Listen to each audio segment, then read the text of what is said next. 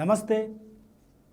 ఆంధ్రప్రదేశ్లో Joseph Raavan alias ప్రశ్న Raavan arrest ఇప్పుడు అనేక మలుపులు తిరుగుతుంది. ఇప్పటికే ఆయనకు ప్రతిపక్ష వైసీపీతో పాటు కమ్యూనిస్టులు, అదేవిధంగా స్వచ్ఛంద సంస్థలు, జర్నలిస్ట్ సంఘాలు, మేధావులు సైతం ఆయనకు మద్దతును తెలిపాయి. ఆయన అరెస్టుకు నిరసనగా వ్యతిరేక గళాన్ని విప్పినటువంటి పరిస్థితి.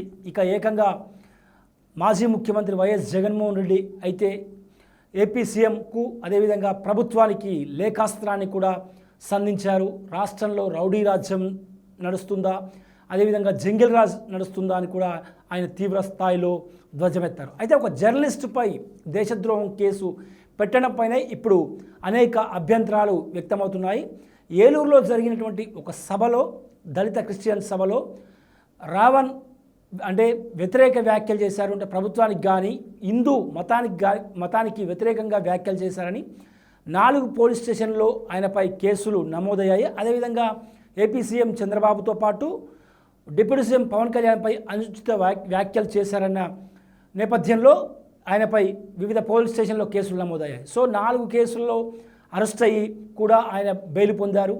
ఆ తర్వాత ఆయనపై దేశద్రోహం కేసు పెట్టడం ఇప్పుడు సంచలనంగా మారినటువంటి పరిస్థితి. ఎందుకంటే మావోయిస్టు అగ్రనేత హిడ్మా చనిపోయిన తర్వాత ఆ హిడ్మా చనిపోయినంత మాత్రాన యుద్ధం ఆగదు, యుద్ధం కొనసాగుతూనే ఉంటుంది అని కూడా ఆయన తన యూట్యూబ్ ఛానల్లో ఒక వీడియో అప్లోడ్ చేశారు.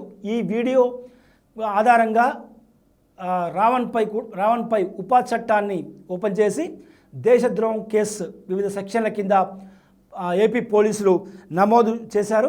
టీడీపీ అనుకూల మీడియాతో పాటు అదేవిధంగా టీడీపీ కూటమి నేతలు జోసఫ్ రావణ్ చేసింది ఖచ్చితంగా దేశద్రోహం కిందనే వస్తుంది, ఆయనపై ఉపా చట్టం పెట్టడం ఎలాంటి తప్పు లేదని కూడా వాదించేటువంటి ప్రయత్నం చేస్తున్నప్పటికీ కూడా ఎవరు అంటే ఏపీ రాజకీయాల్లో కానీ ఏపీ ప్రజలు కూడా కన్విన్స్ కాలేకపోతున్నటువంటి పరిస్థితి. ఎందుకంటే ఆయనపై పెట్టినటువంటి సెక్షన్లు ఏవైతే ఉన్నాయో అవి దేశద్రోహం కిందికి వస్తాయి. ఖచ్చితంగా ఆయన మాట్లాడిన వీడియోలు ఎడిట్ చేసి పెట్టారన్నది కూడా ఇటు రావణ్ సన్నిహితులు, అదేవిధంగా ఏపీలో కొన్ని పార్టీల నేతలు చెబుతున్నటువంటి మాట.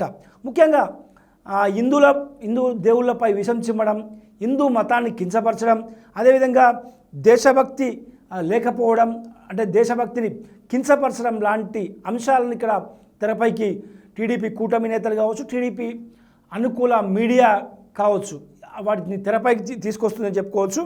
అదేవిధంగా ఒక యూట్యూబర్ను పై దేశద్రోహం కేసు పెట్టడంలో దేశంలోనే తొలిసారిగా చెప్పుకోవచ్చు. ఎందుకంటే ఎక్కడా కూడా జర్నలిస్టులపై దేశద్రోహం కేసులు పెట్టినటువంటి సందర్భాలు లేవు. ఎందుకంటే అవి తీవ్రవాదులు, దేశానికి ముప్పు తెచ్చే వాళ్ళకు సంబంధించి మాత్రమే ఉపా చట్టం కింద కేసులు నమోదు చేసినటువంటి సందర్భాలు ఉన్నాయి. సో ఇంతవరకు బాగానే ఉన్నప్పటికీ ఇప్పటికీ రావణ్ జైల్లో ఉన్నారు. ఆయన కస్టడీలో విచారణ కొనసాగుతుంది. ఇక అనూహ్యంగా రావణ్కు ఒక ఊహించని వ్యక్తి నుంచి మద్దతు లభించింది. ఆయనే గతంలో టీడీపీకి అదేవిధంగా కూటమికి బలమైన మద్దతుదారుగా ఉన్నటువంటి మాజీ పోలీస్ అధికారి ఏబి వెంకటేశ్వరరావు. సో అనూహ్యంగా రావణ్కు మద్దతు తెలపడం ఒక రకంగా ఏపీ పొలిటికల్ సర్కిల్లో అందరినీ ఆశ్చర్యానికి గురి చేసినటువంటి సందర్భాలు ఉన్నాయి. సో ఇక ఏబి వెంకటేశ్వరరావు విషయానికి వస్తే సుదీర్ఘకాలం పాటు పోలీస్ డిపార్ట్మెంట్లో పనిచేసినటువంటి ఆయన 2014-2019 కాలంలో చంద్రబాబు హయాంలో ఆంధ్రప్రదేశ్ రాష్ట్ర ఇంటెలిజెన్స్ చీఫ్గా పనిచేశారు. 2019లో జగన్మోహన్ రెడ్డి అధికారంలోకి వచ్చిన తర్వాత ఆయనపై అనేక కేసులు నమోదయ్యాయి, వాటిని ఫేస్ చేశారు. అప్పుడు కూడా ఆయన టీడీపీ కూటమి నేతలకే మద్దతు తెలిపినటువంటి సందర్భాలున్నాయి. ఇప్పుడు రావణ్ కూటమి నేతలపై ముఖ్యంగా ఏపీ సీఎం చంద్రబాబు అదేవిధంగా పవన్ కళ్యాణ్పై అనుచిత వ్యాఖ్యలు చేశారన్న కేసుల నేపథ్యంలో ఆయన జైలు జీవితం అనుభవించి బెయిల్పై వచ్చిన తర్వాత ఇప్పుడు హిందూ మతాన్ని కించపరచడం, అదేవిధంగా దేశభక్తి లేకపోవడం, మావోయిస్టులకు అనుకూలంగా వీడియోలు చేశారన్న ఆరోపణల నేపథ్యంలో ఆయనపై ఉపా చట్టం పెట్టడం సరికాదని కూడా ఏబి వెంకటేశ్వరరావు నిన్న మీడియాతో మాట్లాడుతూ చాలా స్పష్టంగా చెప్పుకొచ్చారు. ఇటీవల ఏబి వెంకటేశ్వరరావు వ్యవహార శైలి కనుక చూస్తుంటే అతి త్వరలో తాను కొత్త పార్టీ పెడతానని కూడా కొన్ని ఇటీవల కామెంట్స్ చేశారు.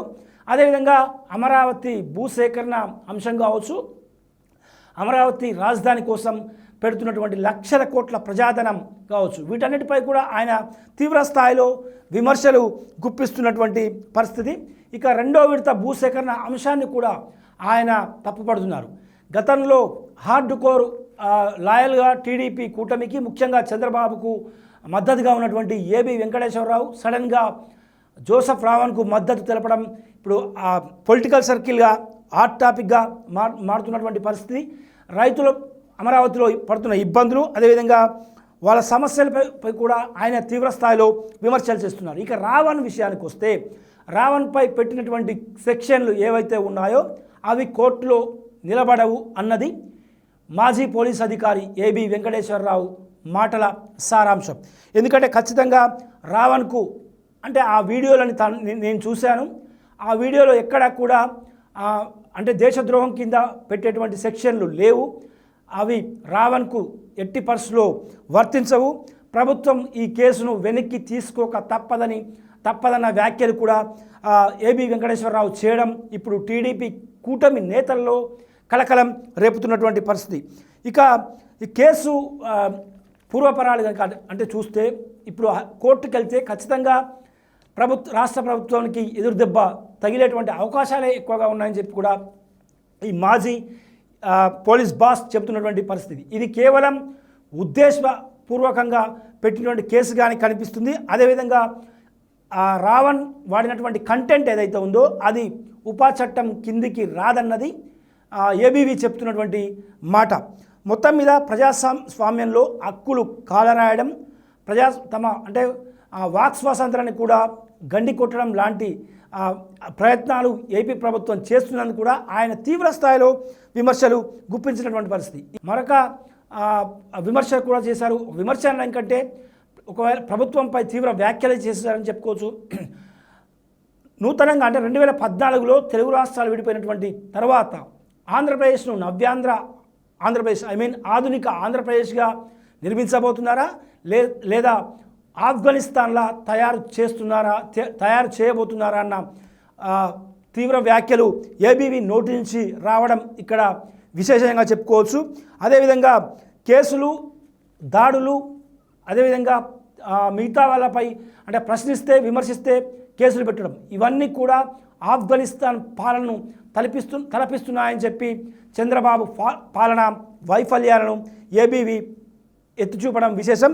మొత్తంగా చూసుకుంటే వర్తించని సెక్షన్లు, బెదిరింపులతో కాలం గడపలేరు అని కూడా ఆయన చెబుతున్నటువంటి మాటగా చెప్పుకోవచ్చు. సో మొత్తం మీద ఊహించని విధంగా ఏబీవీ మద్దతుతో టీడీపీ కూటమి నేతలు ఇరకాటంలో పడ్డారని చెప్పుకోవచ్చు. ఎందుకంటే గత కొంతకాలంగా హార్డ్ కోర్ మద్దతుదారుగా టీడీపీ కూటమికి, ముఖ్యంగా టీడీపీకి బలమైన మద్దతుదారుగా ఉన్నటువంటి ఏబి వెంకటేశ్వరరావు చేసినటువంటి ఈ వ్యాఖ్యలకు ఖచ్చితంగా టీడీపీ కూటమి నేతలు, ముఖ్యంగా మంత్రులు సమాధానం చెప్పాల్సినటువంటి పరిస్థితి అయితే నెలకొంది. ఎందుకంటే 2014 చంద్రబాబు హయాంలో 19 వరకు కూడా ఆయన ఏపీ ఇంటెలిజెన్స్ చీఫ్గా ఆయన బాధ్యతలు నిర్వర్తించిన సందర్భం. 5 ఏళ్ల పాటు ఇంటెలిజెన్స్ చీఫ్గా కొనసాగడం అనేది దాదాపు చాలా అరుదుగా కనిపిస్తూ ఉంటుంది. కానీ చంద్రబాబు హయాంలో 5 ఏళ్ల పాటు ఆయన ఇంటెలిజెన్స్ చీఫ్గా ఉన్నారు. చంద్రబాబు సామాజిక వర్గానికి చెందినటువంటి వ్యక్తి ఏబి వెంకటేశ్వరరావు. ఏబి వెంకటేశ్వరరావుపై జగన్ హయాంలో కేసులు పెడితే టీడీపీ కూడా ఏబీవీకి మద్దతుగా నిలిచింది. సో ఇప్పుడు జోసెఫ్ రావణ్పై పెట్టినటువంటి కేసులు, ఆ సెక్షన్లు, ఆ దేశద్రోహం కేసుకు సంబంధించి ఏబీవీ చేసినటువంటి వ్యాఖ్యలకు ఖచ్చితంగా కూటమి నేతలు డిఫెన్స్లో పడ్డారు. వాళ్ళ ఏబీవీకి ఖచ్చితంగా ఆ విమర్శలకు సమాధానం చెప్పాల్సిన అత్యవసర పరిస్థితిని ఏబీవీ క్రియేట్ చేశారని చెప్పుకోవచ్చు. సో మొత్తం మీద రావణ్ విషయంలో దేశంలో ఎక్కడా కూడా ఒక జర్నలిస్ట్పై ఉపా చట్టం కింద దేశద్రోహం కేసు పెట్టారన్న సందర్భం ఇప్పటివరకు ఎక్కడా చూడలేదు అని వ్యాఖ్యలు చేశారు.